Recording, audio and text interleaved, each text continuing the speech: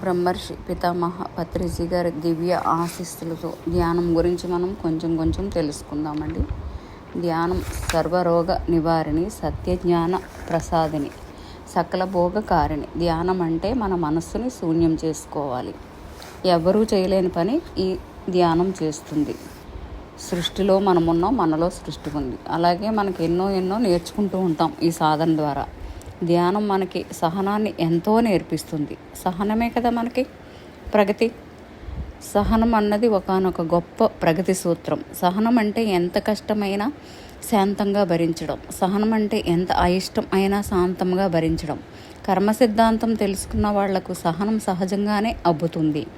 మన వల్లే మన కష్టాలు, అంటే మన ఆలోచనల ద్వారా మన వల్లే మన సమస్యలు అని తెలుసుకున్నప్పుడు సహజంగానే మనలో సహనం ఉద్భవిస్తుంది. ప్రాపంచిక విద్యను నేర్చుకుంటున్నప్పుడు, ప్రాపంచిక కళలలో మరి క్రీడలలో రాణించాలన్నప్పుడు సహనంతో కూడిన సాధన ఎంతో అవసరం. అందుకే ధీరులు చివరి వరకు సహనం కోల్పోకుండా విజయులు అవుతూ ఉంటారు.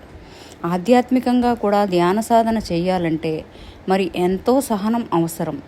ధ్యాన సాధన మొదలైనప్పుడు చుట్టుపక్కల వారి నుంచి ఎన్నో వ్యతిరేక భావనలను ఎదుర్కోవలసి వస్తుంది. అందరి నుండి కూడా శరీరంలో నిక్షిప్తమైన ఆలాహలం అంతా బయటకు వస్తుంది. అప్పుడు మనం ఆనందాన్ని అనుభవిస్తాం. అన్నిటినీ సహనంతో భరించాలి. ఇల్లు అలకగానే పండుగ కాదు కదా.